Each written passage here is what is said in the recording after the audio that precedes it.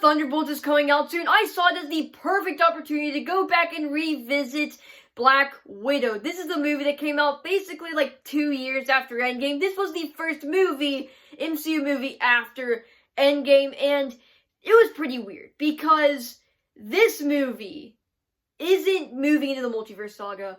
This is backpedaling after Civil War. This is a prequel, technically it's after Civil War.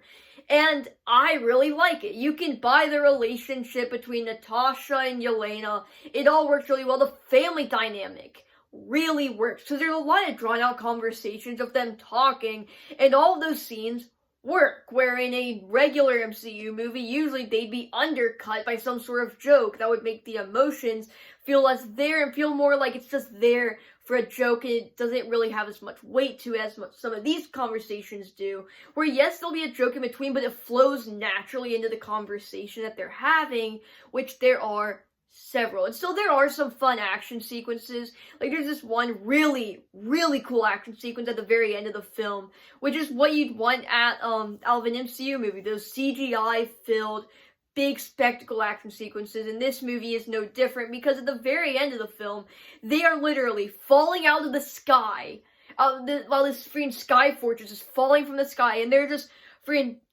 parkouring off of each part of it, and it's super, super epic. And like, that's what you want. Like, so they don't really have to make Natasha cool, because everybody likes Natasha. Like, everybody likes Black Widow. Really cool character. It's been in the MCU since like Iron Man 2, right?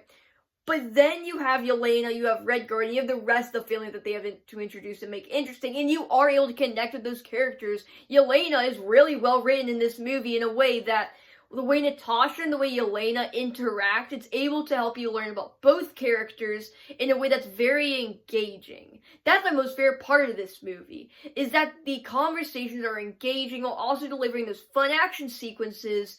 And I feel like this movie, the MCU could learn from this movie and being like, I feel like they kind of are, with like movies like the Thunderbolts coming out. So I really hope they replicate a lot of the things they did here, but kind of like perfect it and tweak it a little bit.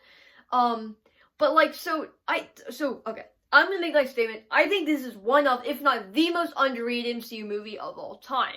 And I think the reason a lot of people dislike this film is because it came out right after Endgame. It had a lot of pressure going up on it if it was going to compare to those movies. Does this movie compare? I mean, it's good compared to those. It's just a good movie. But when it's riding off of the hype from Endgame, I think a lot of people didn't have their expectations in the right place, therefore they were disappointed. But yeah, I think that about covers my review. If you enjoyed this video or any of my other content, please subscribe, and I'll see you in the next one. Goodbye.